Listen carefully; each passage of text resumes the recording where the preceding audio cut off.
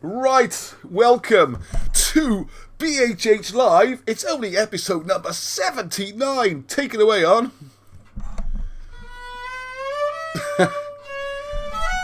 Right, evening all. Great to see so many people waiting. I think that's a record. So well done, Brad Campbell, first up. I hope people enjoying the violin. A special thank you to our good friends Alid, Sarah, Issa, Latifa, and little Zaneb, who were leaving to go and live in a foreign country, and as a parting gift, most amazingly generous, left Arnie this violin, which is a bit louder. It's a full-size, beautiful violin.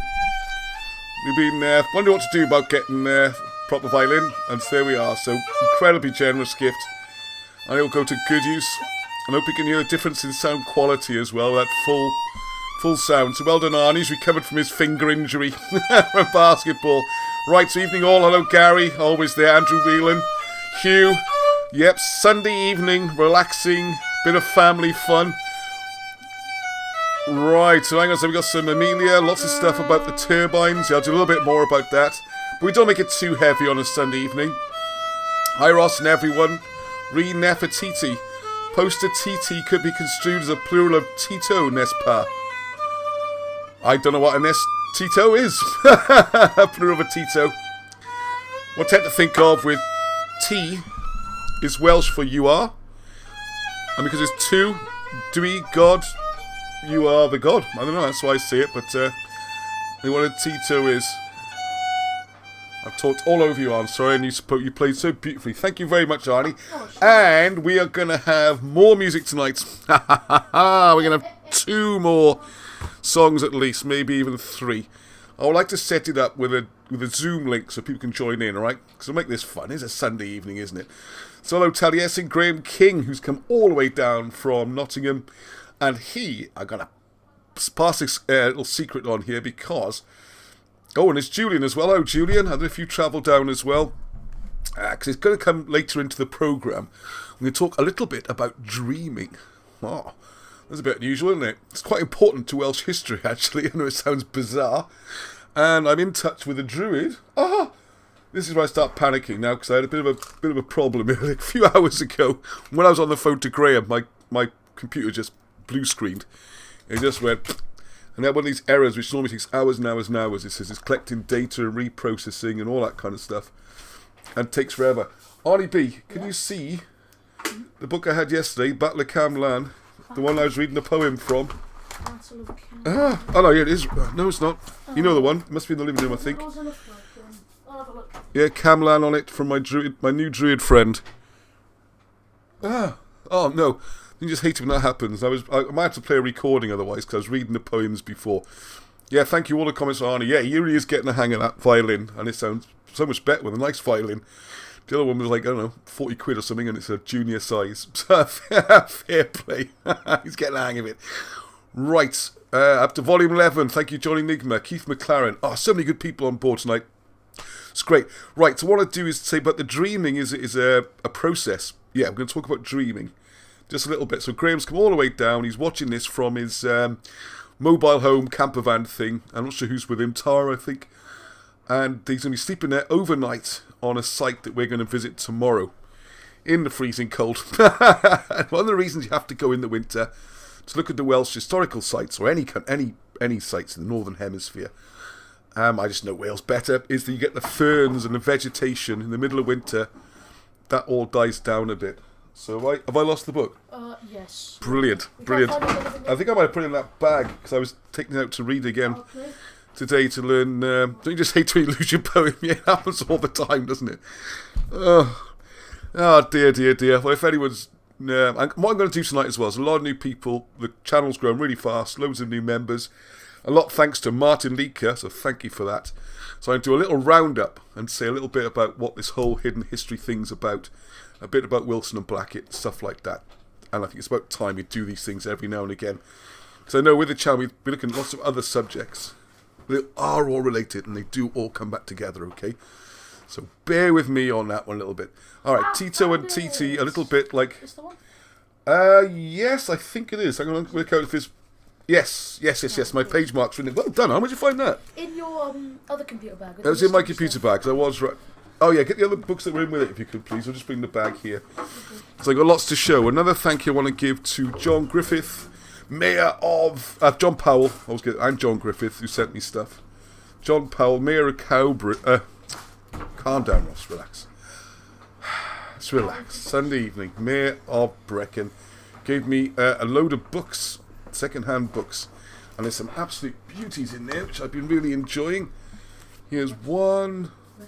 The Brutes, there we are, just hide the camera while Arnie walks around doing things. We've got Egyptian hieroglyphs, which obviously is quite hilarious, because if you haven't seen Cymroglyphics, you realise Cymroglyphics is pretty easy to read hieroglyphs, and it's nothing like you see in these books for the British Museum Press, and I love getting those and reading them.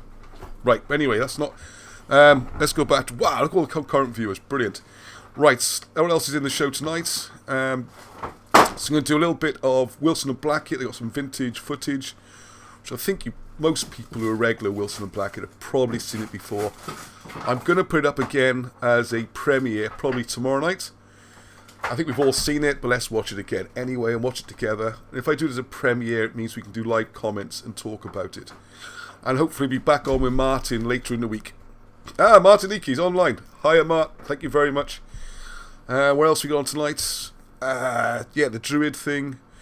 And then also another thing with, if we get time, about the Battle of Camlan, and then a new look. Oh, it's mad. I had the book in my hand. Oh, just saying what I just did with that book, the one I just had a second ago from the this one. Yeah, that one. It's been a long day, okay? We had rugby this morning, that went well. Yeah, he's all in one piece. No damaged fingers. So there's the book. Thank you very much. Particularly to Hugh Evans and Richard Evans, because I had episode 1 of this book, or the first edition if you like to call it that, back in the 80s, and I was like, wow, look what I found in my parents' house, all about Camlan. So I've now been in touch with Mr. Lawrence Main. I am enjoying the books very much. John Enigma there, Mr. John Powell. I'm extremely. I got loads of stuff I want to talk about. Anyway, let's crack on, otherwise I won't get to any of it. Oh yeah, a little thing, if you've been watching, and I think everyone probably has. If you haven't, go and have a look. The chats with Luke, who's got an amazing insight. And I know it puts people off. It's put me off channels in the past when you got like a history channel and it's all stuff. And it's all like what we consider to be, it's in books and it's recorded history. And then someone suddenly is off talking about weird Kabbalah and all that kind of stuff. And it's not what we want on the channel. This does tie in with the British history and the British religion, and it's also absolutely fascinating. So even if you're put off by religious stuff normally, please watch this, because the last one I'll do a reference to tonight, it wasn't really to do with religion, it's more to do with observing nature and essential facts, universal truths if you like. And the reason I want to bring that in is because then you can see how these universal truths are being observed by different cultures and religions, and how they've interpreted it, rather than me saying, hey, let's talk about what you should worship and all that kind of stuff. Hey, Zoe! Haven't seen you for a while. Excellent to see you. Excellent. David Church. Brilliant. I think everyone's whizzing online. Brilliant. Right, okay. I've got so much to get in tonight. And it's not going to be just me singing tonight, because I know that's not always everyone's favourite. I love the comments, by the way. So let's try and put a few of these things up.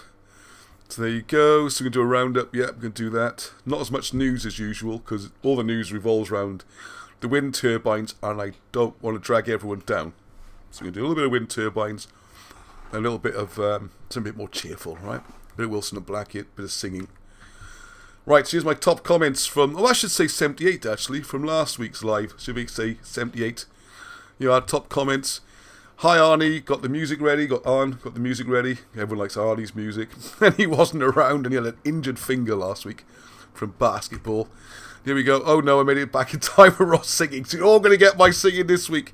Hello Ross, I'll brew a cuppa while you play, which is a very sensible idea.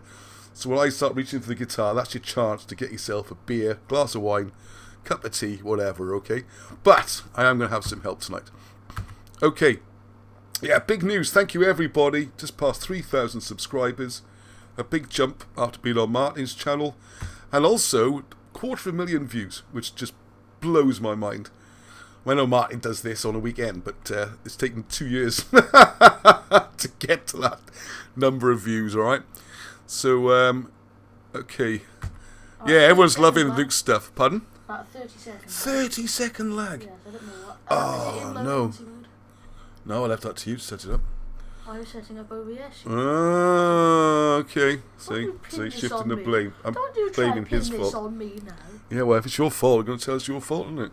Arnie set up the show tonight. Leon normally does it. It's a very good job. Arnie's doing it this week. I'm setting brothers off against each other now. Look out, look out. It's going to ruin everything. Right, so what I'm going to do, first of all, because I'm not going to dwell too long on... Do you have What? No. No. Okay, Arnie. Chill out. Oh, see that trouble. Supposed to get all their aggression out of them playing rugby Sunday morning.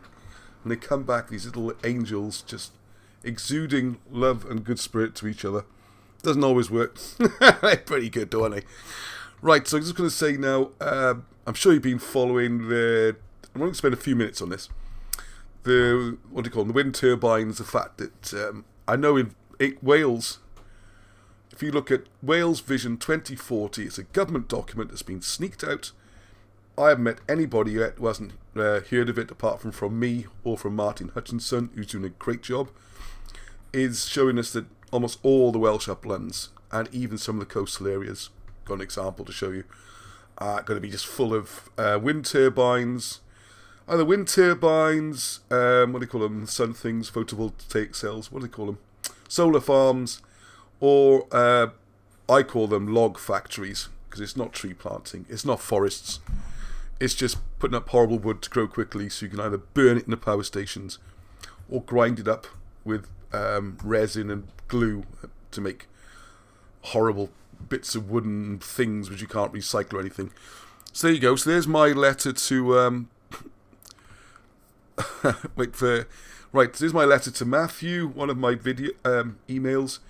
If you go to the previous video, the last one, from this to this, and it shows the full extent of a wind turbine. It's bad enough when you see these huge monstrosities and the noise and the disturbance, and you see the footprint around them. It's about 20 metres across. You think that's terrible. What you don't always notice is that's just a corner of it. Because the problem is, erecting these things, you need huge cranes. And the cranes need a bigger platform than the turbine does. Because the crane has to pick up the big metal bits and put the rotors in and do the maintenance and all that kind of jazz. So the whole total area is about 75 metres by 45 metres. It's massive. And it's very important. So I sent Matthew an email. He's the project manager. So on that video, all the contact details, please email them. We need to send hundreds and hundreds of emails with proper questions, not just spamming. We do have genuine concerns. And your MPs, councillors, all that kind of stuff. Okay, so I wrote, Dear Matthew, thank you for your time during the consultation.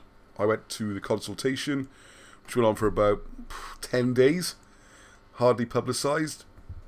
Asked a whole load of questions, which they still haven't got back to me with answers. So I've been chasing up, and with the help of Martin, we managed to get some email addresses.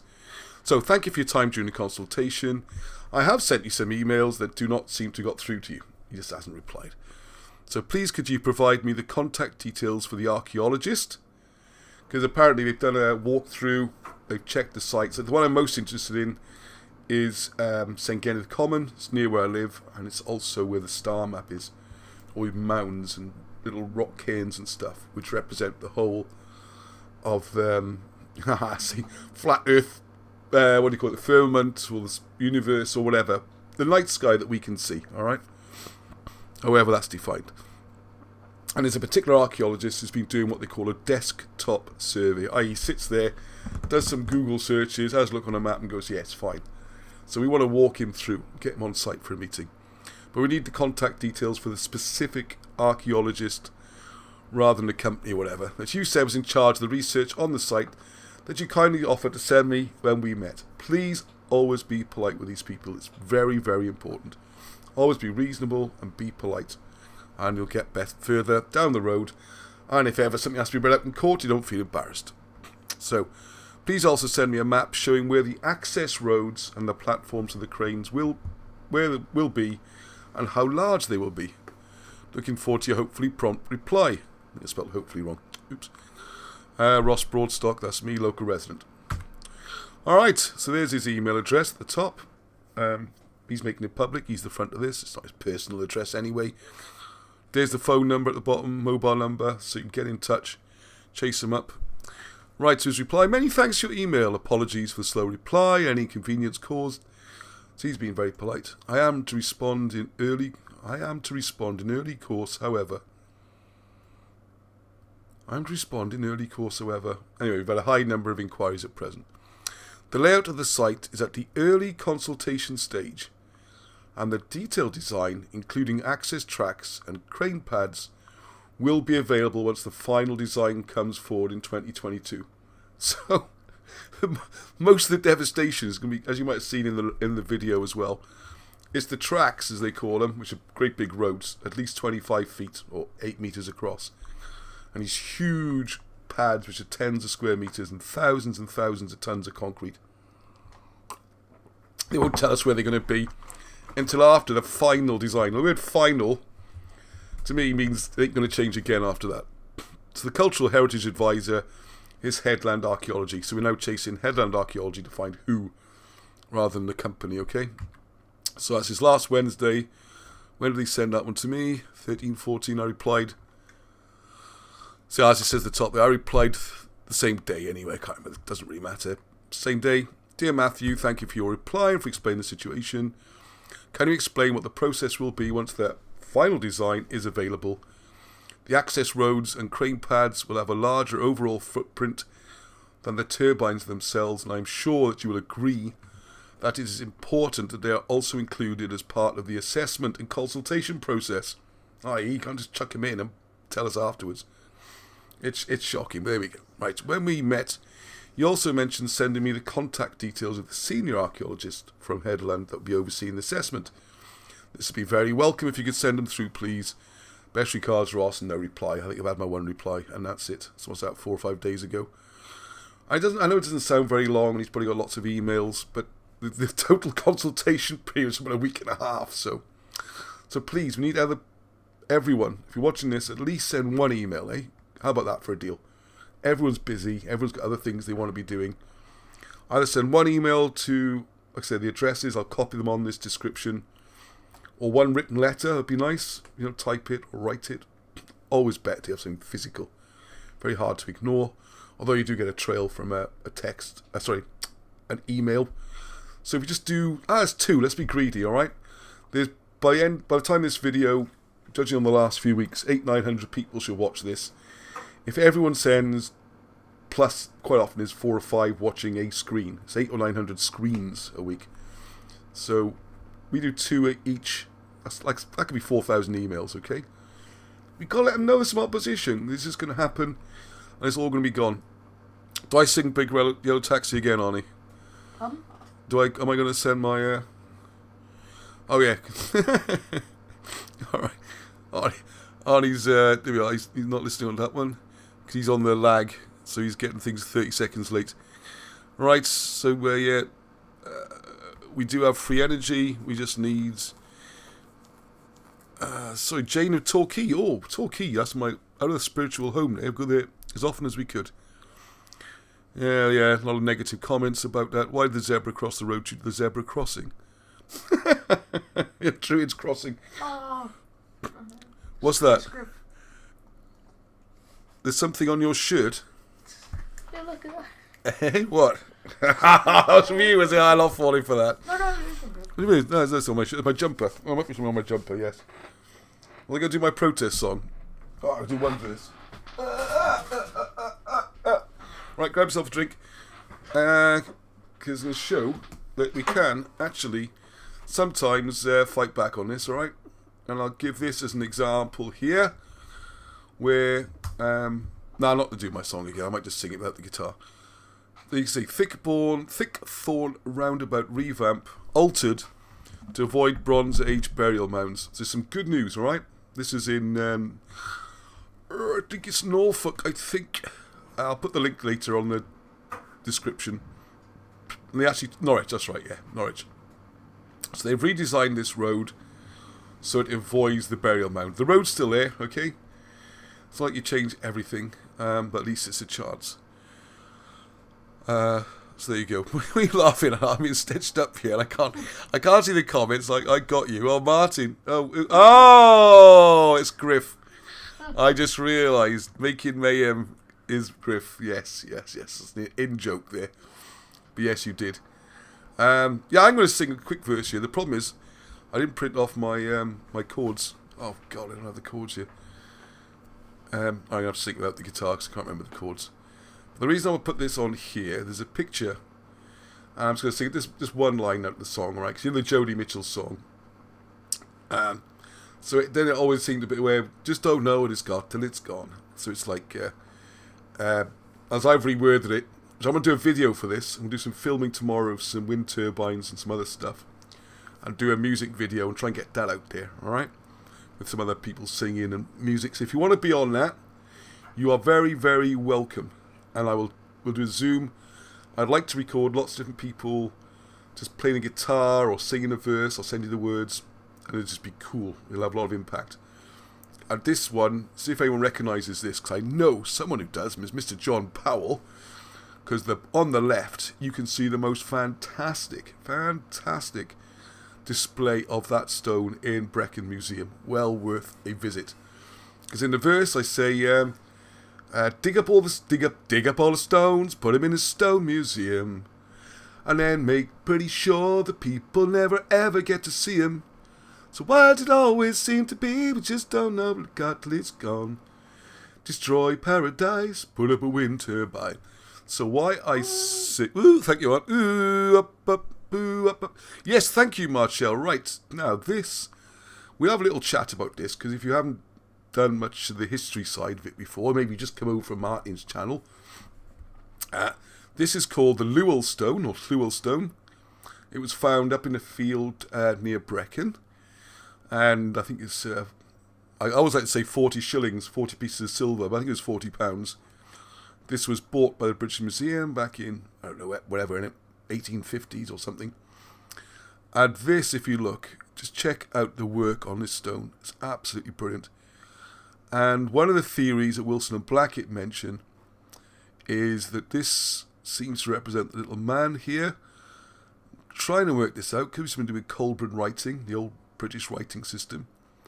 And have a look yourself before I say anything if you've never seen it before. Just get an idea what you think this shape might represent. Any ideas what these bits are?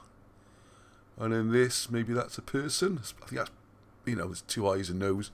I mean, it could be some, demigod or godlike character. But I think it's fair to say that's pretty humanoid. And then have a look at these lines. What do you think this might be? And this, I would say, it's not stretching it too far to say this is a human. With some bits either side, okay? So this is the Llewell Stone, and you will see it presented like this. With fantastic uplighting, so you can really see the details. In Brecon Museum, okay? And I think we need to sort of contact the British Museum about sorting out the Llewell Stone, yeah. Now, yes, that's quite right, John. Now, this on the right is how that stone was displayed in the British Museum. So as you can see straight away, this one gets wider and narrower at the bottom. So it's upside down. It was also displayed with this side with all the information on it against a wall. It's shocking, isn't it? And the last I heard before the lockdowns is, if anyone out there goes into the British Museum, ask where the Llewell Stone is now, okay? Because the last time people from this group went along, we couldn't find it anywhere. Disappeared. In storage or whatever, okay?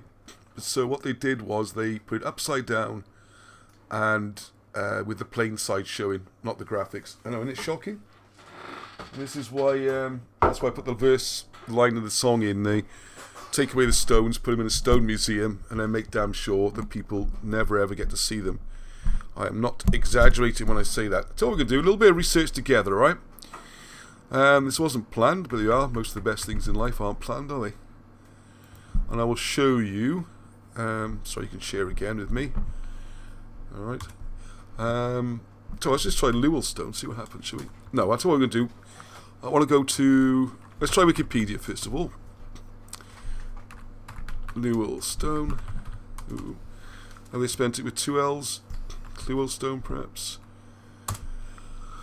Welsh words don't tend to get spelt. We got here Lewell, the famous Lewell stone. Here we go. There we are. Small village located as the village of Clearwell, near Senna Bridge, near Brecon. Name of community. Right, here we go. The stone. Oh, this is better actually. No, it's upside down. Look. Can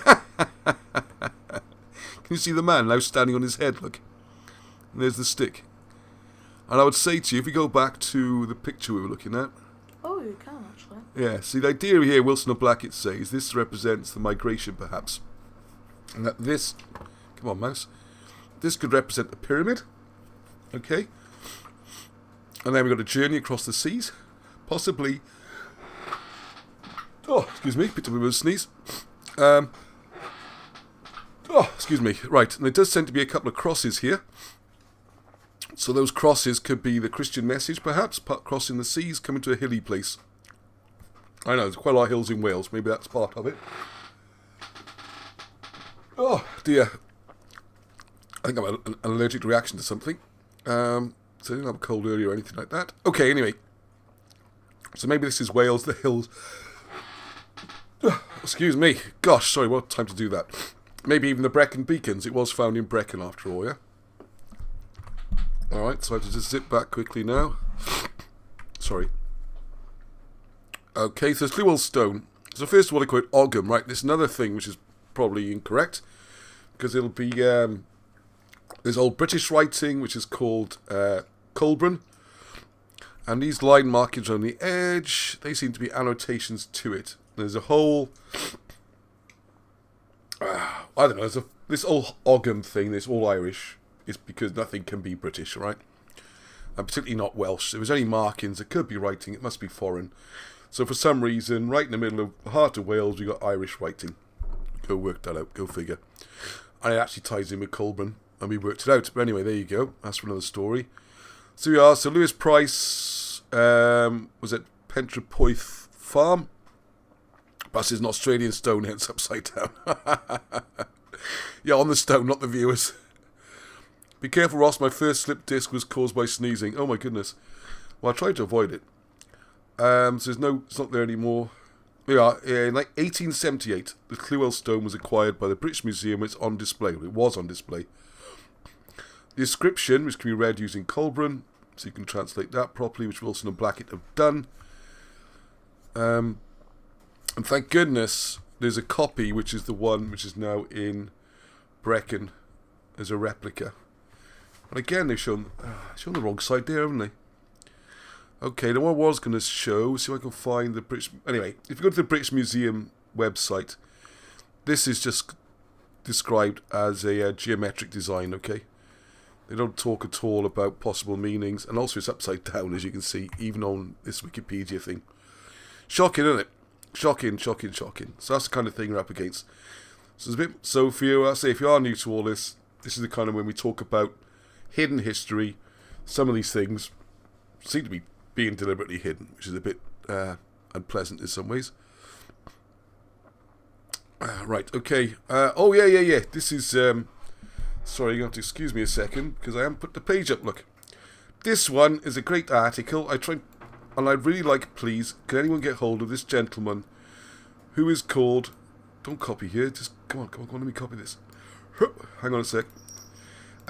Dick Mortimer, who's got this brilliant article. I don't know how I came across this article. Someone sent it to me, I apologise. I think I just blundered into it somewhere. Come on. And one of the things... There we are, Vanished Cardiff, which I highly recommend reading this article. I'll put the link up. It's a bit more recent history than we normally do, okay? Because it talks about Cardiff. And one of the things that was interesting, caught my... And I did promise Gary... See, Gary's from Fairwater at the top of Cardiff. It's a little bit lighter like that. As opposed to Alan Wilson, who's down from the docks, right? And they got that proper hard Cardiff draw like that, see? That's your... And then Martin's got his beautiful, educated Oxford University version. So that's the kind of thing. Martin like that. So, it's a great article. It gives you a lot of history about Cardiff, which I'd highly recommend. It's a bit more recent than we normally cover on this channel. But again, you've got the buttes. This is why I mentioned it slightly. You've got the buttes. So, the company which is exploiting us now with the wind farms and all that is Butte Energy. Is the buttes. And you can see there they basically screwed Cardiff for a good few hundred years. And the reason Cardiff's got a different accent to the rest of Wales, he puts this great. There was something else I wanted to show on here. Anyway, have a look at that. I'll leave a link up. The reason why he says Cardiff's got a different accent is due to the massive importing of Irish and West Country labour. Right, I was going to do a song now, wasn't I, to brighten it up. I got Mummy and Leon and Xavier are waiting to go here. Can I have some help on this one? It's like change of format, because what I normally do is all the news at the beginning. And then, Arnie's not playing on this one, are you, Arn? No. Uh-oh. Right, come on through, Angie, Leon and Xavier. Where's the rest of the group? Come on, my backing singers. Now, there's a story behind this, okay, because, so I want to just break it up a bit, because it's a bit serious, all that wind turbine stuff, but it is important, alright? So please get going on that. So I'm going to waffle a bit now while the backing group turns up. Yeah, thank you, Arnie. It's never working with animals or children. There's a little video, the boys knew it tiny, and I was singing a certain song, A Good Heart, Fergal Sharkey, and they were the backing singers supposed to be. But even at that age, they just wouldn't do it. It's okay. So you might be safe from that. Perhaps we'll do it at the end instead. We'll do it at the end instead. I need a tissue, don't I? Don't worry, they're all set. They're going to harmonise and help me through the high bits. And if I leave it to the end, I can't do the high bits. Right, okay. We're going to do something like we're going to skip that. Because you might be able to hear the chaos in the background. Are we going to do it or not? Are we going to go for it or not? Yeah, they're going. Are you sure? Mummy wants to be kept off camera, but she's forcing Leon Xavier to go on. So Mummy wants to stay off camera, Leon Xavier be on camera. It's a professional show, this. You can't have this chaos. You're going to come on and sing as backing, are you? Mummy's not even coming on.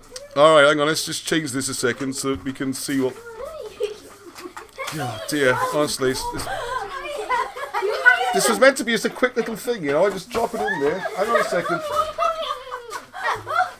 Mummy can't be seen on here. Where's the... This makes no sense. This isn't meant to happen at all. What we thought we'd do, we'd like let this... We thought we'd... I feel embarrassed doing this now, because it's not really... Oh, come on, boys, come Go on. No, it's going to be terrible now. The moment's not right. The moment's not right. Come on, stay behind. It's all gone wrong. No, it's okay. I think we'll just... Are you ready to go now, are you? We'll just do one verse then, alright? Just one verse to break it up and cheer people up, because it's so miserable, these wind turbines and stuff. Yes. And the proper chat's going on there, right? Alright?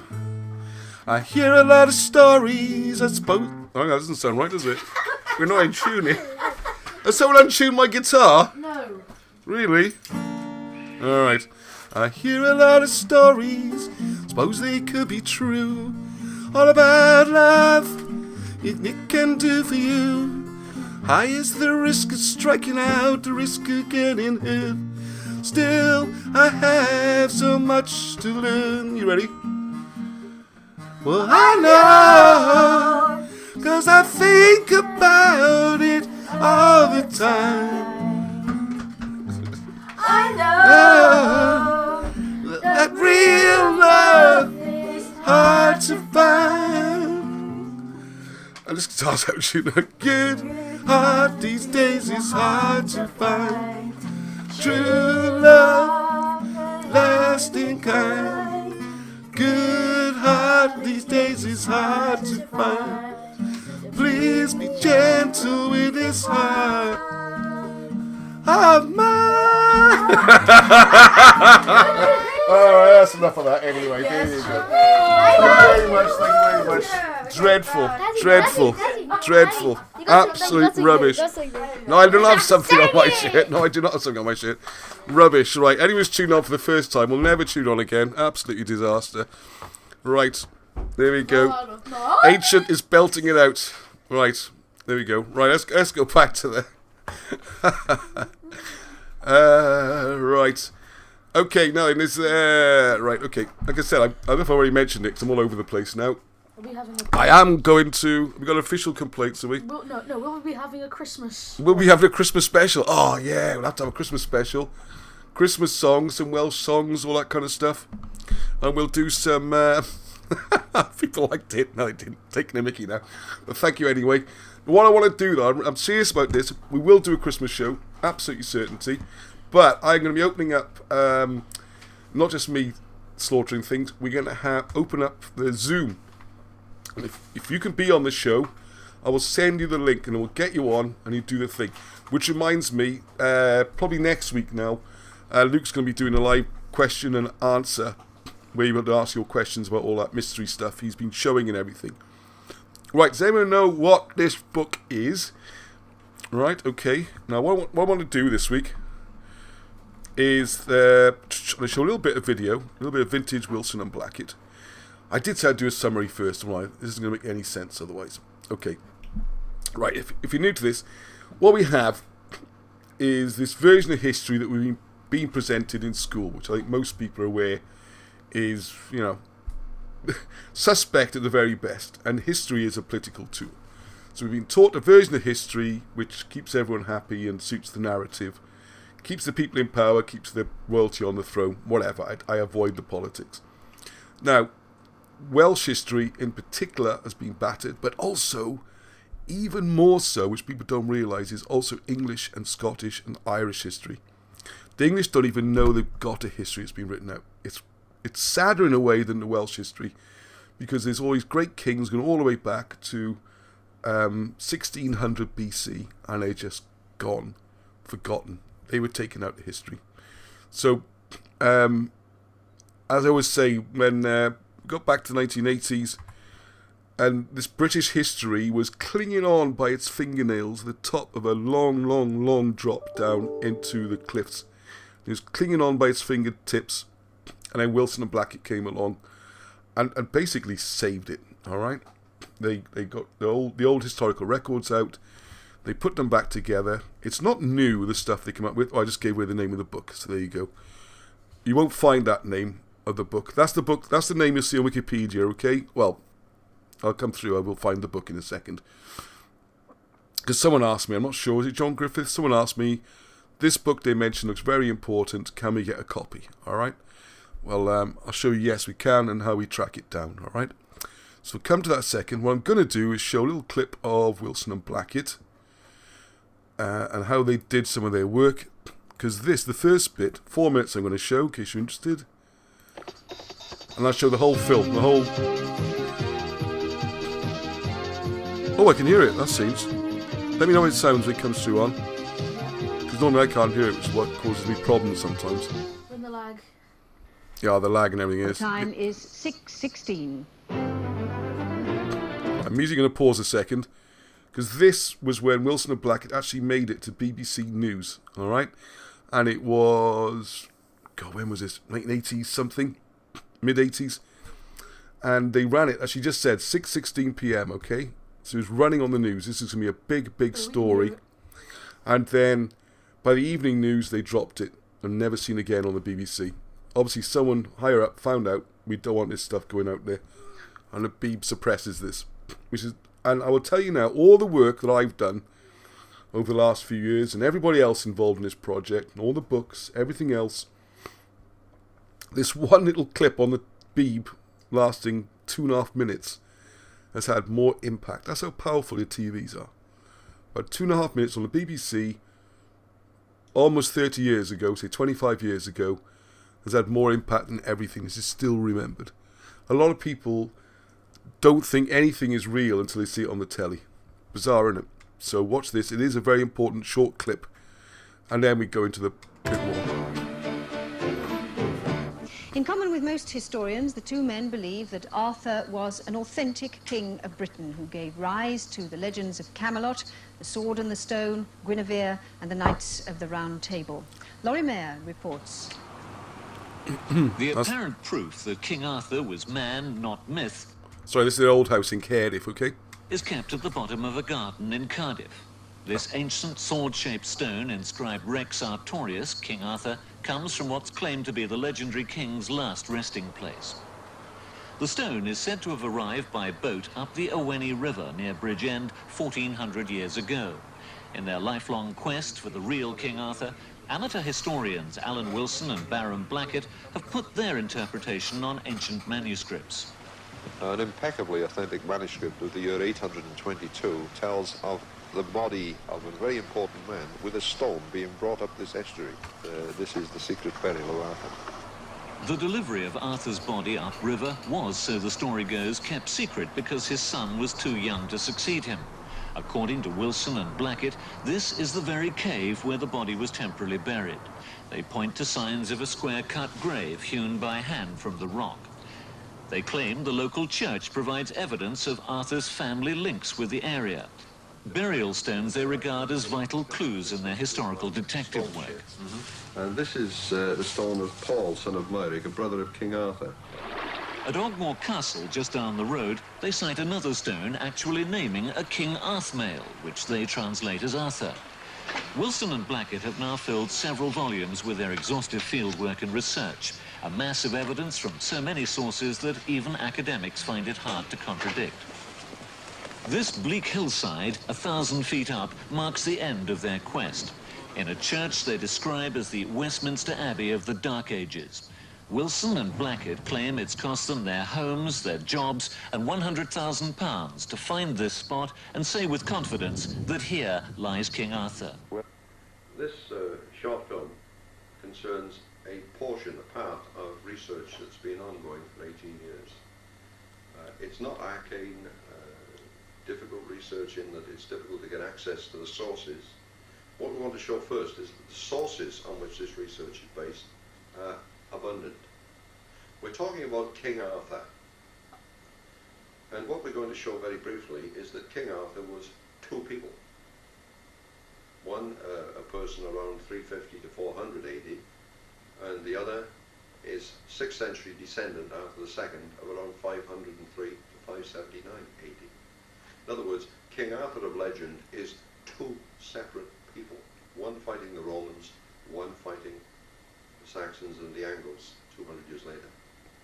And what has emerged very clearly is that not only is Arthur two people, but we can actually trace both the Arthurs. In this short film, we're going to show how to trace King Arthur II, one part of the evidence involved in that. Now, the first thing we would like to exhibit is that the information we use is the same information used by every other would-be investigator or author or researcher into King Arthur. The Maelgwn Archaeology of Wales, this tome produced. Right, there you go. I'll put it up maybe tomorrow even actually, but later in the week we get the rest of this video. But that book there, Maelgwn Archaeology, that's the book we're going to try and look for, right? Because it's very important, it's very old. Right, Brad, just to answer Brad here, he made a good comment. It's a prophecy, not a man. Yes, there are astronomical connections with Arthur, no doubt, and it's something we go into in great detail. Got whole books about Arthur's court being a representation of the planets with Arthur as the sun. There's also the connection with Arth, meaning the bear and the bear star. There's loads of this stuff. Absolutely correct. But that's not to say there wasn't historical characters as well. This is where the confusion comes in sometimes. You have this Chaldean principle, as above, so below. So you have real live events and people on the ground, mirrored by the events happening in the stars and in prophecies and that kind of thing. So it is possible to have both. So I can see there's a bit of a discussion, interesting discussion kicking off. Both sides are right. Yes, there is a prophecy, but there are also historical Arthurs. They're in the British historical records. You can see where they've been buried. You can see stones commemorating them. You can even see some documents where they're referred to. So they do go all the way back through history. But yes, there was a prophecy as well. And yes, there were stars. Yes, it's astronomical. Because that story's being used.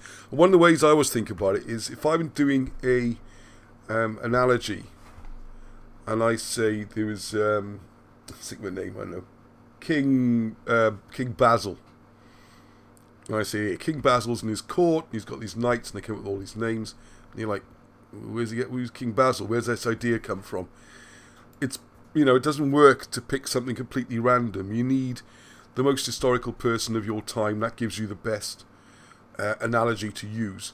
Now, if you go through like the English brutes, the English historical records, the Welsh historical records, this book we'll come on to in a second, the sources, you'll see Arthur was not only historical, he was the most famous character in that early era. Now, the dating, I know, is we have some fun with Martin. I think we might discuss chronology next time I'm on, about whether these 1,000 years existed and what date are we in now, all that kind of stuff. But moving aside from that a second, and the exact dates, the historical records of all these countries, even the other side, they all acknowledge him as the Great High King. The Great High General, I should like to say. Right, okay, so what we're going to try and do now is track down this book, because it's not clear from Alan's talking exactly what he says. I'm going to go back slightly. Sorry, just play it again. Trace King Arthur II, one part of the evidence involved in that. Now, the first thing we would like to exhibit is that the information we use is the same information used by every other would-be investigator or author or researcher into King Arthur. The Maelgwn Archaeology of Wales, this tome produced... Did you catch it that time? Went back. Maelgwn Archaeology. Also, you had Alan's proper Cardiff accent, because he's changing slightly as he gets older and he's living in Newcastle. But back then, he's still got a proper Doc's Cardiff accent like that. Proper man's accent, see? Right, now this all goes back again to Iolo Morgannwg. And this... oh, God, the microphone just smashed the keyboard. Something could have happened. BBC is shocking. Well, yeah, they did blackmail him, or whatever the word, he got cancelled. He's never on there again. And he was going to be on the later news programme that evening, 9 o'clock or 10 o'clock news. 9 o'clock back in them days, I think.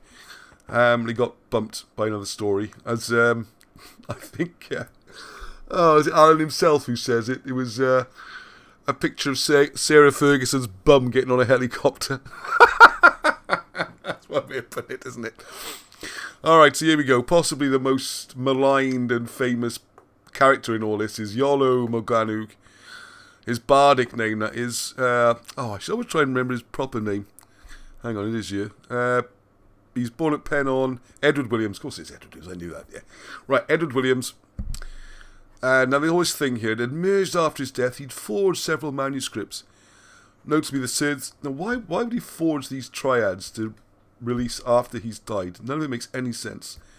And one of the things I'm working with Bob Morgan to do is go right back and find out who says he forged what and why and all that kind of thing, because the trail goes very cold very quickly. When you go back, you can find all these attacks on Iolo.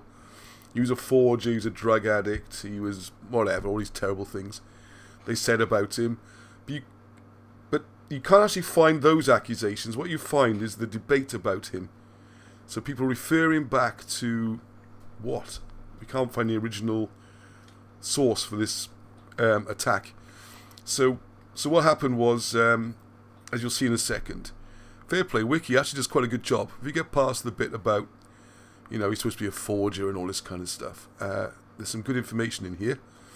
What he did in reality, as Alan Wilson calls him, a copia. He copied stuff. He copied documents. So he'd walk around there for hundreds of years. Welsh history had been persecuted. The books had been destroyed. The documents had been destroyed. So what you're relying on, a few wealthy or old families around Wales, their private collections, which they could have been punished severely. So they were very secret about them, kept them hidden and secret. And Iolo would go around saying, can I see your documents, please, and writing them all down so they wouldn't be lost forever. Because books and stuff don't last forever. You do have to copy things. Right, so what they did, he was part of what was called the, if you can see this word, Cymraegyddion Society, which is like, they were based in London, and they were like quite educated, most of them in London, educated people, and they were trying to find these old records and restore British history. Because what had happened, not so much further before them, so less than 100 years, in the 1700s, the big moment was when the Hanoverian Germans took the throne and all the history was kicked out. And we were fed this nonsense that we're Celts and the English are Anglo-Saxons and the Scots and Irish are Celts. None of this is true. It was all 18th century introduction. And it's only when we got to the 1790s or 1780s that the ban on printing things in the Welsh language was finally lifted. Something that came in 1492, when Caxton brought the first printing press to London. Up until then, anything in Welsh language banned. And the Welsh language is the old British language. And I would argue, as I mentioned before, and I'll come back to again at some point, the English language, pre-Anglo-Saxon English language, and even most of England after that period, would have been more like Breton, in my view. So let's come on to that one. Right, so Wilson and Blackett went through a lot of these old documents. Now, what I want to just show on here quickly. So there's a series of poems, there's old history, all this kind of stuff. He helped documents that Lady Charlotte Guest uses reference for the Mabinogion, all this kind of stuff. And you got translations of works by Llewellyn Sion, which is where we get the bardic system, how to read Colburn, the old Welsh language is very important. And then really want to get to the island of a Scottish forger now. I don't know what that story so much. Right, now towards the next, this is the guy who caused the problem. This bloke, Sir John Morris Jones, he was the nasty one who really set out to destroy all this. And he labelled him all sorts of things. Morris Jones called Yolo hateful, which is quite perverse in a way, really. I mean, he was coming after Yolo who had died anyway. Right, so I wanted to see on here, there is now a plaque to Yolo in Cowbridge. And also draw people's attention to the Unitarian Church, which I don't know much about, but I'm going to be looking more into it. There was a couple in Wales, and they were really persecuted. I don't think there's any left at all now. There might be one. There's an article in here. What I wanted to show was he worked... Oh, hang on. That's what I wanted to do. I know what it is. So from here, anyway, it mentions... Sorry to jump around, must be driving you crazy. Here it is. The Maelgwn Archaeology of Wales. Dunk. Here it comes. So this is the collection Wilson and Blackett was showing, so it's important. Collection of medieval Welsh literature, published in 3 volumes by the Gwynedd Society. Again, just after printing in Welsh became legal. Jenny Gwenogwen Evans produced diplomatic editions, so he was an important part of this. And what I want to bring people's attention to is it was not just Iolo McGonagh. Here we go. This guy's down the references. Here we are. It was worked. He did this with William Owen Pugh, and these people were Oxford University graduates. And the thing was with these people. Here we go. I knew it was said here somewhere. Founded and funded by Owen Jones, who engaged William Owen Pugh as editor. And they went around searching for the manuscripts. Now, these other people involved in the project, they were respected academics, Oxford University. So it's very difficult to go after them on a personal level. So Iolo was attacked on a personal level instead, because he was just this, weird kind of guy walking around, a soft target. And a lot of the stuff which Iolo was said to have forged was actually produced by the other two. How weird is that? It wasn't even his work, and he's accused of forging it, even though his name's not even on it. So this is the kind of stuff we're up against. And now the great thing is, though, because of using the wiki links, we got the spelling. So all I did then is this company, I don't get any money from these people. It's just spreading the works, it's important. Just copy that Maelgwn into this company called Gyan Books. Just search for... Yeah, Gyan. I've been told by an Indian person. It's a 1 syllable. We didn't say what the 1 syllable is, so if anyone knows. So I'm thinking Gyan. I don't know. Gyan. I can't think how else you can do it as 1 syllable. He's a very nice chap. We had a lovely conversation about it. Great. So there you go. Search Maelgwn, so you can get copies. The crazy thing I'll put a challenge out now. You won't find this book in Britain. I'll tell you that right away. But if you do, great. Let me know. What you can get, though, thank goodness, for this Indian company, Gyan Books, which is, they've got reprints here. So you can go through. They're reasonably priced. I got loads of their stuff reprinted from Gyan. It's the only way I can get it. Let's find an example. Let's trash my guitar.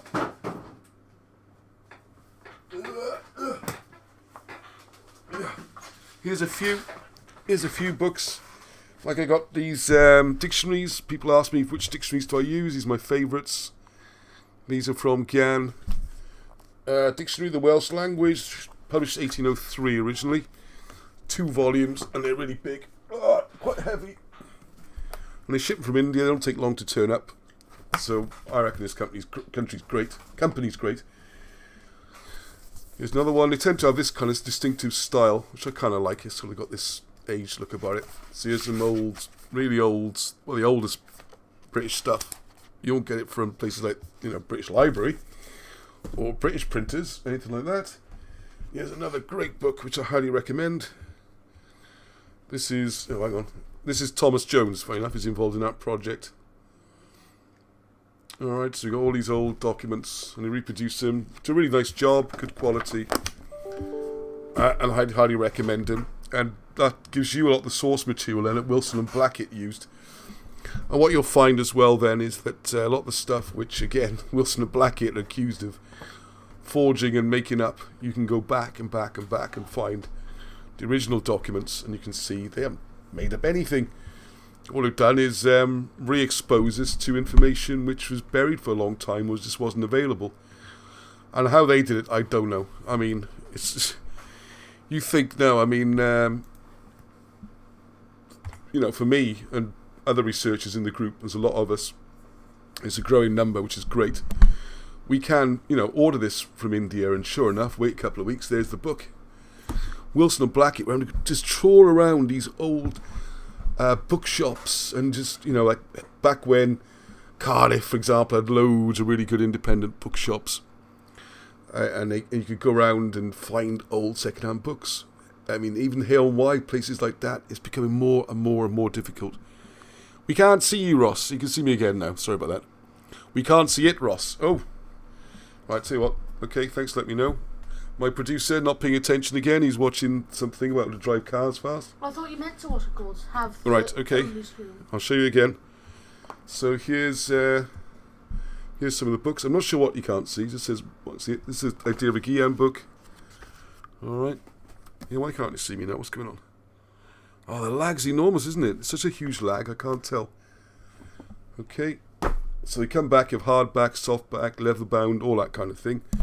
And I will just... wow, the lag's so enormous, it's really difficult for me to work out what I'm doing. And what you can't see, which you can't see. And I'll just do a quick thing there. So it's Gyan, Gyan books.com. I'll put it in the index as well. And the only thing you'll need to know is something to search for the book. So in this case, Maelgwn, or you could put, Welsh Dictionary or something like that. Or if you know the name of the writer, you could try putting that in, and then hopefully you'll get something that you're looking for. Alright? So I hope that comes in handy. So this Maelgwn, if you look it up, you find Maelgwn. You won't find a book called Maelgwn, okay? You have to go with that strange... right, okay, just a quick one here, just an example chat I was having with Tim Lewis the other day, looking at different words. So again, get these old Welsh dictionaries out, you find it different to a lot of the things we get in the modern world. Right, I've got to speed up, because I just remembered something I really want to do.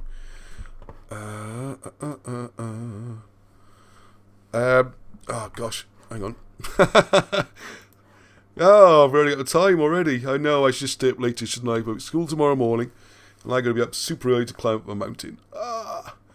Right, so here's Peter Cheeseborough. I'm sorry if I haven't pronounced your name correctly. It's a tricky name, Chesborough. And what he's done, I think it's a brilliant idea. He's been reading the Cymroglyphics book. Like I said, how to read hieroglyphs. Very easy. The Welsh language. And he's found this and all the markings on it, and he started translating them. And he's come up with an interesting translation. And I'd like better pictures if anyone can find them. So you can have a close-up. Oh, there's the vanished Cardiff thing. See.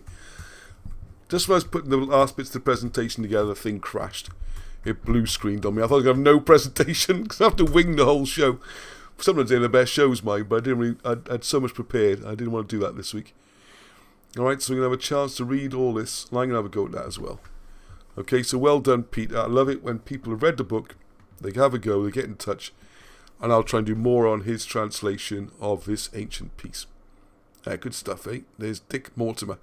If anyone's in contact with Dick Mortimer, I've sent the messages, there's contact details on the thing, I have tried. I would love to talk to him, because he's a great writer. There's lots of interesting stuff on his website. Now to come back to these stones, yeah, sorry, Martin. Actually, yeah, we'll have a little... no, I got it. Alright, hang on. Stay on the presentation. Well, stay on the presentation. Stay on target. Stay on target. I will... the reason the stones are important is because there's lots of stones with artwork, potentially more than we realise, up on the common. We're about to trash the whole place, okay? And there's these all over Wales. So please try and get up to your local area. Find out if there's going to be a wind turbine farm or whatever they want to call it. Power stations, I've started calling them. Wind power stations. People understand power station. Farm doesn't sound so bad. It's a power station. It's a power station, alright? The trees they're growing, they're power stations. The solar panels, they're power stations. Think about it. They're there to produce power, alright? Different ways. Alright, so we can look at these stones. Now then, Oh, John Brimlow sent me a message already, which has come whizzing through. You're saying you can get original copies of the book, but you have to shell out a bit. All right, okay. Right, this is completely different a second. I got this brilliant email, and I thought it was a reply to this guy, because he's Dick, D-I-C, Dick Mortimer. And then another Dick, I was like, oh, he's replied. But it's Dickon. This is Dickon Thompson. And if you watched Luke's brilliant presentation on Wednesday, was it? What we're looking at then was if you haven't seen those ones, they get a fantastic response. Everyone who watches it is like, wow. And one of the things you have in there is called the golden ratio. I've got to get this right now because it's not really my field. And this idea is if you look at the spiral or something, the ratio at which so say look at, as I understand it, hang on. If you look at the first loop in a spiral, in a cone or something, there we go. Try that. I'm not trying to do some occult thing. You know, people like singles. So as the shell gets wider, if you compare that crossing with that crossing, you always get the same ratio. Okay, and you can see it in flower petals and sunflowers. Just look up golden ratio on the YouTube or something or wherever you like. You'll see tons and tons and tons about it. Now, what was fascinating is that Luke pointed out that if you go through the Fibonacci number series, to explain that very quickly, Fibonacci is easy. You start with a 0, 1. So 0 add 1 is 1. So 1 add 1 is 2. So the 1 add the 2 is 3. The 2 add the 3 is 5. So just keep adding the preceding two numbers, alright? And what Luke pointed out was if you go through the Fibonacci series, the large number divided by the number before it, you get nearer and nearer and nearer to this magical 1.618, which is the golden ratio, the magical ratio, golden ratio. Now, which is amazing, right? I got the calculator out, and we were there with Angie, and we were like doing the numbers. Yes. It seems to get narrower and narrower and narrower the larger the numbers get. Okay? But what then someone, this Dickon, was fascinated by this, and he likes maths. Don't be put off by these tables numbers. We're not going to work through them all. And what he tried, funny old world, isn't it? Instead of going with the Fibonacci series, 1, 2, 3, 5, 8, 13 upwards, he just put in, two other numbers, 1 and 100, and sure enough, after a while, it starts coming down to 1.618. 1 in 1,000, this magic ratio just seems to work whatever numbers you started off and stuff. How weird's that? 1 in 10,000, 0.1, 100,000. I think this is the least impressive example because effectively it's just 10,000, isn't it? If you're adding on this tiny bit, it's really a 1 again. So, I thought, okay, got me thinking. I'm going to try something slightly different as well. So, what I need now, great. because my computer crashed. I no longer have the spreadsheet up. Alright, you're going to watch me build a spreadsheet now. It's dead easy. Okay. That's not even a spreadsheet, really. Just so you can watch me do the whole thing. Alright, with a blank worksheet. Here we go. Okay. Right, so what we're going to do here, we're going to have the first number. Doesn't matter, we'll start with a 1. I'm going to put a formula in. If you never use Excel, it's quite easy. So we do equals this box plus this box. So what it's going to do, it's going to add the contents of that box to get this one. So 0 and 1 is 1, alright? Now we can copy this. So copy that little formula. Oh, maths on a Sunday evening. Keep it. It's not going to be heavy, alright? Okay? So that 2 is the 1 plus the 1. I hope everyone can see this clearly. Oh, every time I hit 2. Oh, I know what happens. The trouble is now, right? My hotkeys to change the camera are on numbers. This is going to be a nightmare. Because every time I hit a 1, you get the full me. Every time I hit a 2, you get the shared screen. Alright, so it's going to be a bit confusing. Anyway, it's the last numbers I have to type in. So what I'm going to do now is copy this all the way down, alright? So we got lots of them. The formula. There's the left X button. Formula.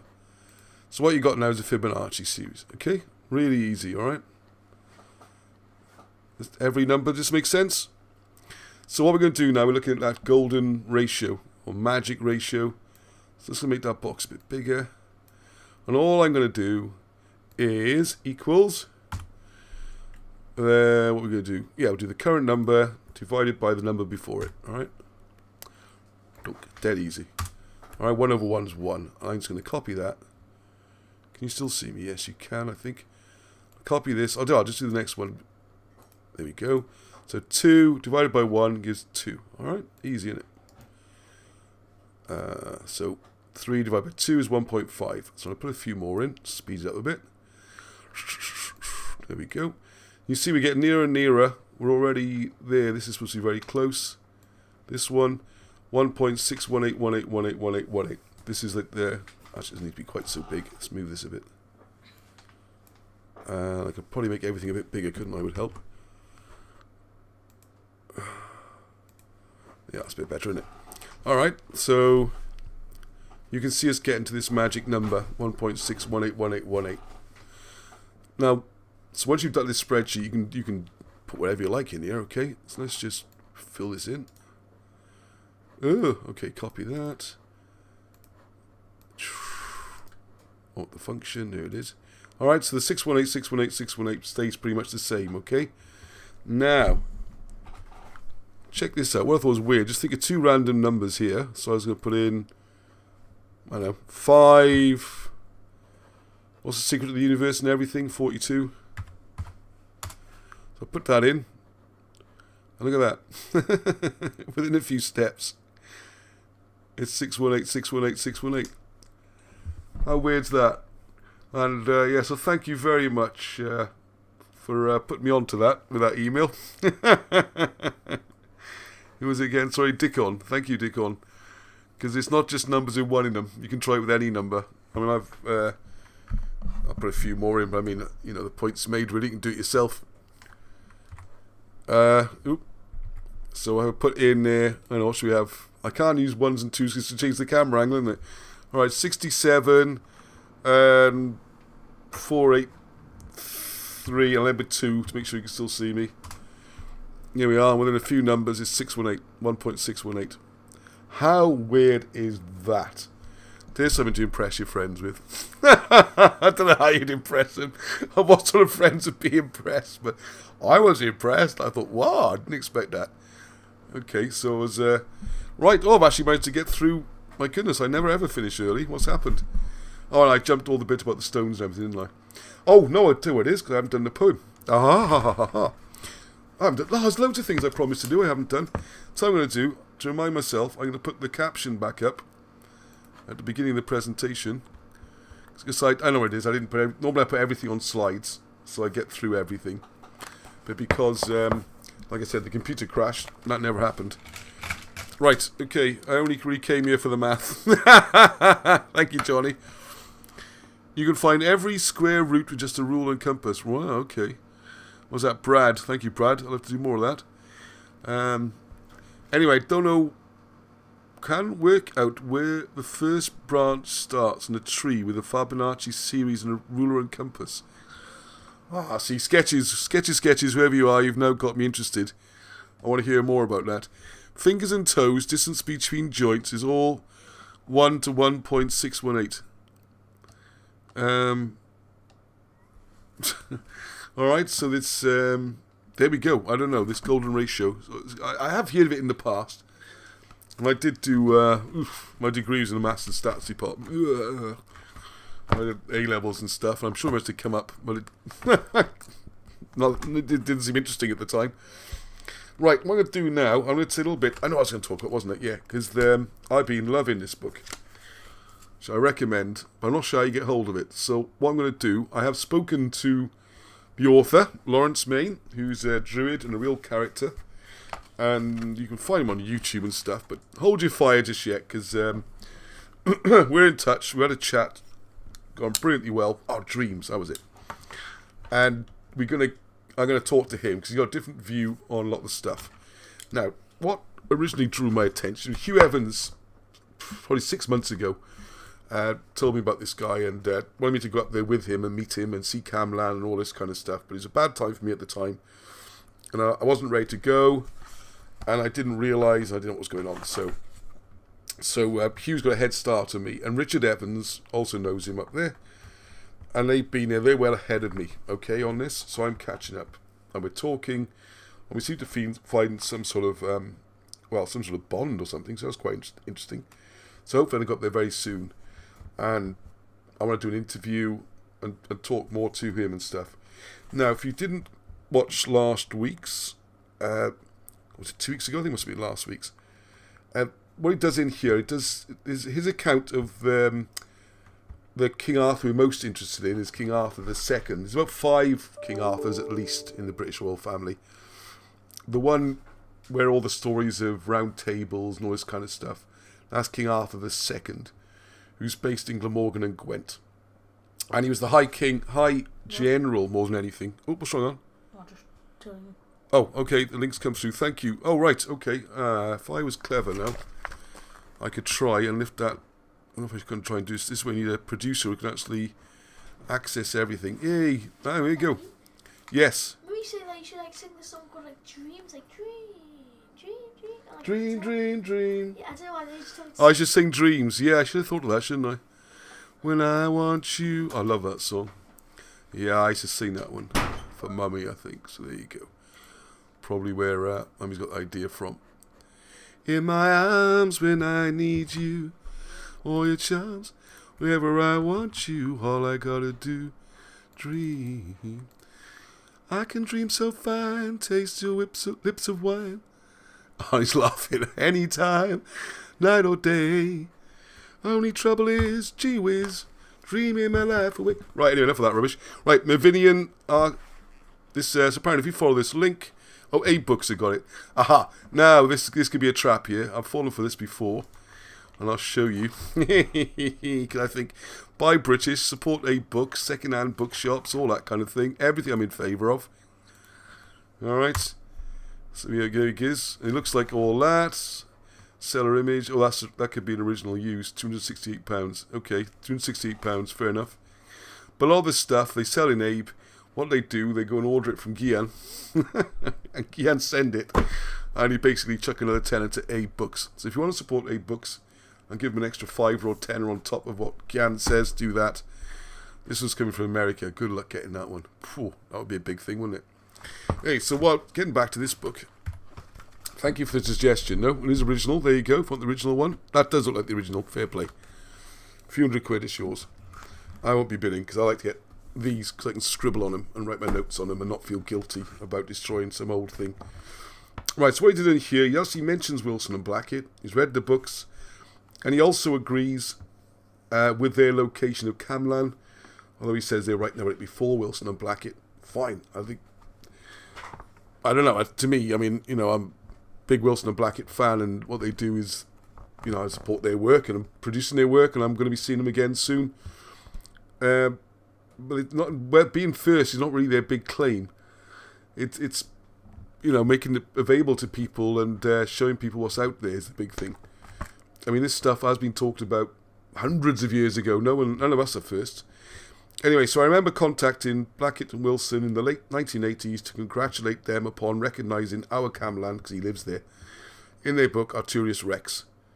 So in the early 1980s, before the publication of their book, I had been lent a copy of Dinas Maddwi Hamgallwyd by Thomas Davis, which won an Eisteddfod Prize in 1893. So, another 100 years earlier, as mentioned in here. And this is great, 'cause it tells you all about the battle. What I want to do is make this available again, and he's got other books, which I'm going to try and republish and sell through the website and things. I think what we have to do at the moment is send him a letter, or find him at a presentation and pick a book up. He doesn't charge much for them, but or send him a letter. Anyway, so I'm going to try and get these things more available from it.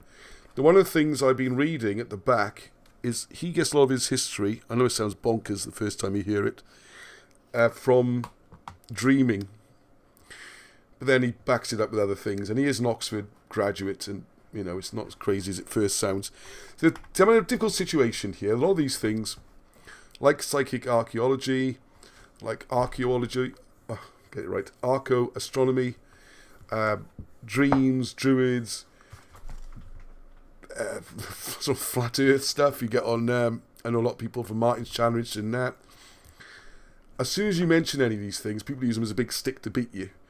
And they say, you believe that because you're gullible, or you're stupid, or you're a liar, or forger. I'm sure you've had all this kind of thing thrown at you. I get all of it thrown at me. And this is the debating technique where you argue, I think A, B is C. Ha ha! I bet you think Y, Z. We're talking about A, B, C. I bet you think about Y, Z. Therefore, this is a kind of, debating tactic. It's kind of ad hominem, attack the person, yeah? So, are we singing another song tonight? I thought you were doing your wind turbines. Actually, Arnie's a big fan. No, I think you're gonna. I think you're playing us out on. I think. Am I going to sing something? I don't know. I think people had more than enough of my singing. You had twice tonight, 3 times. I just did a bit of dreams as well, didn't I? Jeez, I'm thrown off the panel. Right. Anyway, his dream in here. Anyway, even if you just see it as a poem, it's beautiful, and a lot of the stuff he's discovered through dreaming. Now, you might think of dreaming as a form of deep meditation or inspired, something like that. Oh, people are saying that. Great, they're linked up with Lawrence Main. Yes, I have. Dream links. There we are. He's got a main channel to dream links to the current, future, past, present. All are connected. Brilliant. Great. Thanks for the great violin. Ross's oral abuse. Yeah, Wilson Blackett don't need to be the first. They're not even trying to be the first, in my view. Okay, all right. Crowdfunded reprint series. Yeah, I've got good contacts with the print trade, built up through doing all these things. Right, Jack, so I'm reading the comments a minute before Ross talks about the topic. I think you guys must be all psychic. Wow, I'm a dreamer, but I'm not the only one. Very good, Martin. I quoted a song there, and you're telling us... Oh, yeah. Yeah. I think, yeah, a bit of John Lennon there, like the ultimate One World Order Marxist song that everyone loves. Go on, a slight detour. See, this is the end of the show. You ever think about that? Imagine.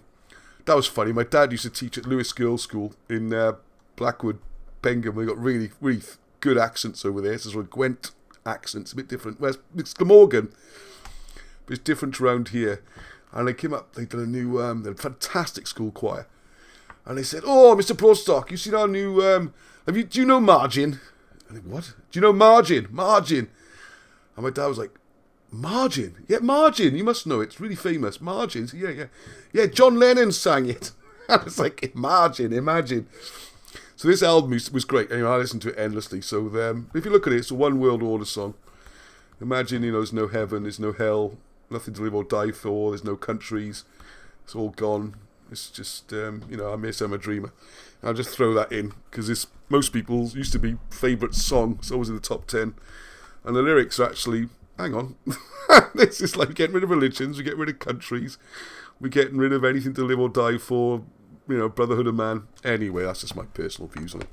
I'm sure it's all rubbish. But what I'm going to do is read a little bit. I'm going to record this whole poem. I'm going to get Lawrence's permission to broadcast it. And I've been recording it. And I need to try and get the right frame of mind. I'm just going to dream a bit myself. I'll just read a couple of pages to give you a flavour, because I think it's absolutely wonderful. So in Gwynedd I found myself, to serve my friend, not seeking wealth. The kingdom would need defending. With death so near, saints soon appear, led by my cousins without fear, holy rights and land demanding.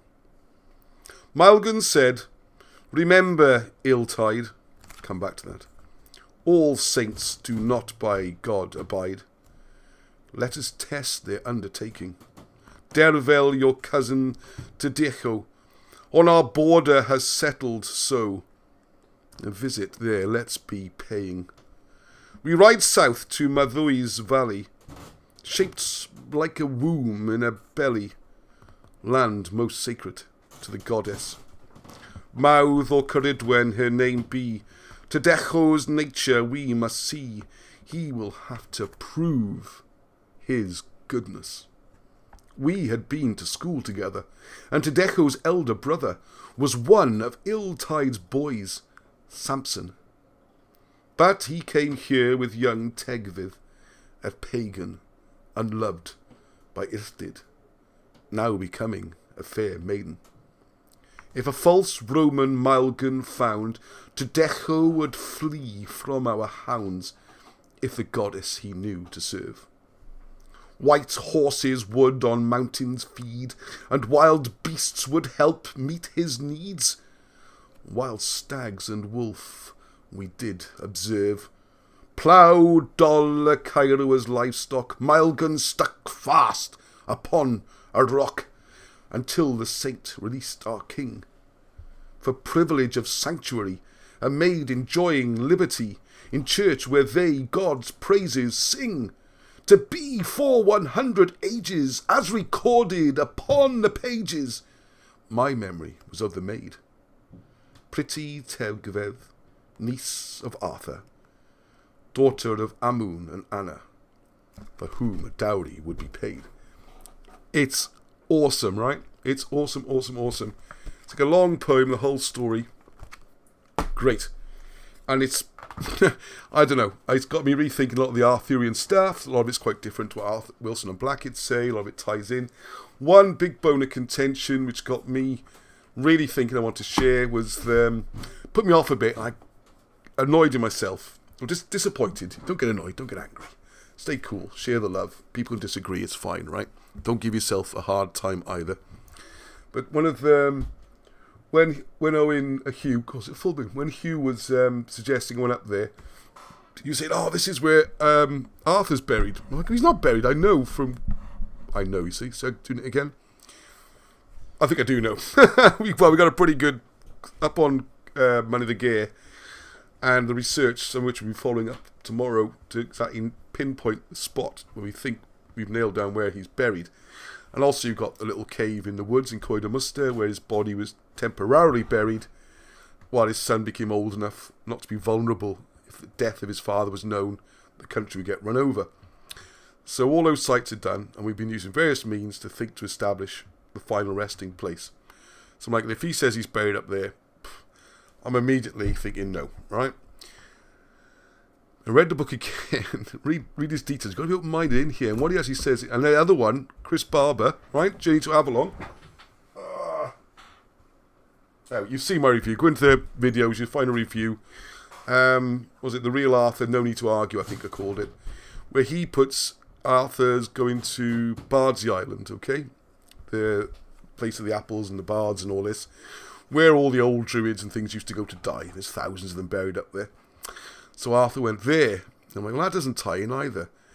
And then I read in here, in his, off the top of my head, whether it's his dreams or just his research or whatever, and he explains in there what his view is, that Arthur did die at Camlan. He was buried at this nearby church in Maelgwn, Gives all the details and the alignments, how it ties in back to what Brad was saying earlier about the star alignment with Draco, the dragon, and the date he died, all that kind of stuff. Very interesting.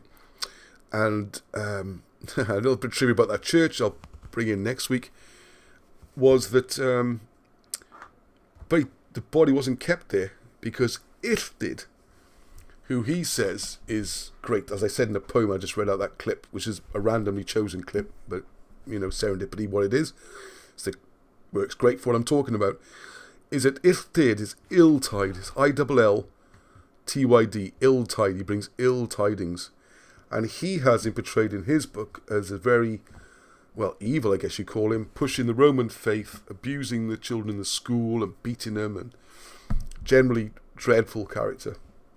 And he came and demanded the body, and from there the body went to Bardsey Island, and then from there, or maybe before it did turn up to Bardsey, then it did, using his influence and power, brought the body back down, and that's where Coidamuster comes in, and then the final burial place. So all three are correct. possibly, eh? All three are correct. So with where he was buried is not where he is buried. All right, grammar, very important. Where he is buried is not the same as where he was buried. So there's loads more stuff like that, and I really like to talk more about how Illtyd comes out pretty badly in this book, as does Arthur. And the good guy in here is a much put upon Maelgwn, who was actually the king of Gwynedd, and he's the North Wales king. And he's the good guy, apparently. So there you go. So it's all very interesting, and I really want to go and meet Lawrence as soon as possible, have a good talk about all these things. And as I mentioned earlier, I am going to do some dreaming on sacred hills. And they say some of these hills, when you come back down, if you spend the night there, you either come down mad or as a poet. That's one of the hills. There's all these weird curses, okay? Ill tidings sounds like the tyranny. Yeah, it does, doesn't it? I think that's kind of the point there, really. Yeah, you're quite right. Who is that? Yeah, Morgan Tristram. Thank you very much. Isabel Live. James, I am Morgan Reed, Tristram of the Round Table. That's where it goes, and I cannot change it at all. Robert Plant is into the old Welsh mythology. Many Led Zepp songs have a Welsh influence. Well, thank you, Pendraig. I did see Robert Plant live once at the Green Man. And I was quite a shock, because I was thinking all this heavy metal. I'm a bit ignorant on music and Led Zeppelin and all that kind of stuff, although I have had a cut of their albums. And he came on, I was expecting this, like, oh, here we go, he's going to rock it. But he was the headline act. He had like sort of hippie shirt on, long hair, and just played acoustic guitar with a friend. It was really good. And I shall pay more interest in his lyrics. Led Zeppelin. Yeah, I was wondering what he was doing at the Green Man. That makes a bit more sense now. Right, so there we go. So thank you, everyone. We come to the end of the show. You going to play us out, Arnie? Oh, I wasn't expecting to. You weren't expecting to? Yeah, well, I haven't got... I'm not as talented as young Arnie here who can just play a tune, pick a tune. Packed away too. The violin's packed away. We'll go and unpack it quick. What am I going to play otherwise? I'm going to have to wing it. I can't do winging. I can't play without the chords. And I need some help on that other song, because there's too many high notes. And that's why I need Angie and the boys to lift me up the ones. Any requests for Arnie? Because as you know, he can just, don't tell him he's not listening now, but he can just play by listening. So he does read music, but unlike me, he's not a slave to music written down. Whereas I am. If I haven't got the music, I've had it. And I did have... Oh, here we go. I got one. I can do one verse, couldn't I? Just wait for Arnie. This is what you call self-indulgent. The only person who wants me to sing is me. And it's my channel, so I'm going to sing, okay?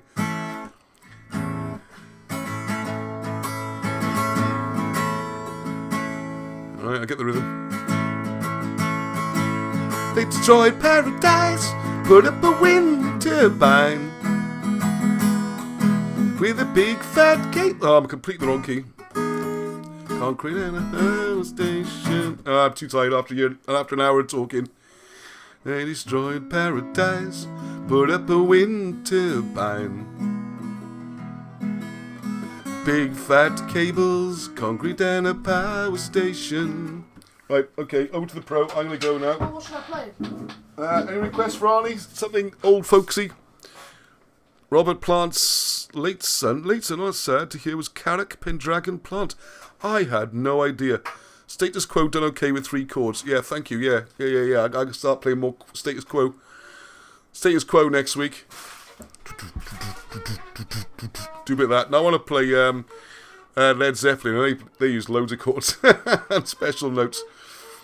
Right, I'll just put the words and the basic chords on for the song so you can see them, alright? Because it has recovered. As you can see, it says recovered unsaved file. Because everything crashed, man. It was a nightmare, but it's just recovered it. So there we go. Yep, I was just going to play a closing song. What do you think, Aunt? Any requests? Quick. I'm going to give a request to come up. Oh. And Rob Plant is also in the Glyndŵr Society, apparently a descendant. Greensleeves. Do you know Greensleeves, on? How did it go? I played it before. La la la la la la la la la la la da da. Yeah, that'll do. It's very traditional. It's been English as well, isn't it, rather than Welsh? People say King Henry VIII. Supposed to be King Henry VIII gets attributed, doesn't he? Yes, he does indeed, yes. Right, okay, well, I'm glad everyone enjoyed it. I shall speak to you all again soon. And, yeah, there you go. So you can play that yourself. Yeah.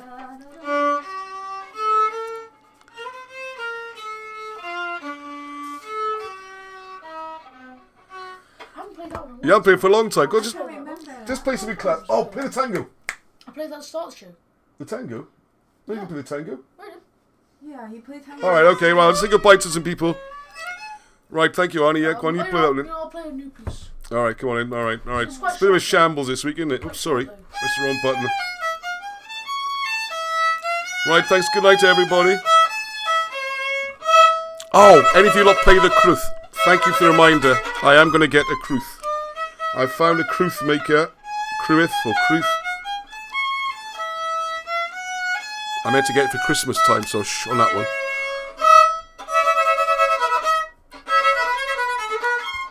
Right, John, if you want to get, Robert Plant in touch, that would be awesome. Right, stay soulful. Thank you very much. Hope you enjoyed the flow show. Hang on a second. Wow, loads of people watching. Brilliant. Thank you very much. There we go. Thank you, Arnie. Right, we're going to do the North Star and Heather and everything. Thank you very much. Thank you very much. Oh, I had so many more things I wanted to cover. I'm going to have to do 2 shows in the week. And I'm going to do, well, I don't do 2 shows in the week. But anyway, later in the week, or the week after, I'm going to be talking to Martin. And I'm going to do an interview with Luke and on this show and all that kind of stuff. So lots more going on because there's so many things to cover. These channels have no content amazes me because it's like we just cannot cram the content in. Haven't even done news this week. So hopefully we'll see you all again next week. And don't forget, I'll put up a premiere of that old Wilson and Blackett film. Shocking quality, but the content is awesome. Right, so until the next time, with my very, very best wishes, sending my love out to everybody. And till next time, peace to everyone. Mr. Welsh would say hello. You going to do the hello, Colin? You got to press the button. Yeah, I'll do the button. Go on in. Andy's big hand, hello. How'd that come out? We'll see you in about 30 seconds. Journey always seems to go, but you don't know what you've got to this gun. I pay for paradise, who did have the parking lot? Shoo dip dip dip dip, shoo dip dip dip dip. Come on, Angie, you can do it. If Angie can stand up, she's so embarrassed realising it's only hear her. She collapsed to the floor. You were singing, oh, a donation. Thank you very much. My first ever. All the way from America, $2. Well, thank you very much. I'm going to frame that and stick it on the wall. I much appreciate it. Asking donation for us not singing anymore, right? Yeah, that's right. Donation not to sing. Thank you, Morgan. Right, right, we shall come to the Brecon Folk and More Club. There we are. An quick advert there for Angie. Got a lovely voice. Yes, she has. I wish she could sing more, but she's so shy. It's painful. You know, a bit of Chinese music, no? Yeah, play that on. A bit of Chinese style. I can see the chat there. The Brecon Folk and More Club, 1st of December 2021. Advert for Brecon. Johnny, well done.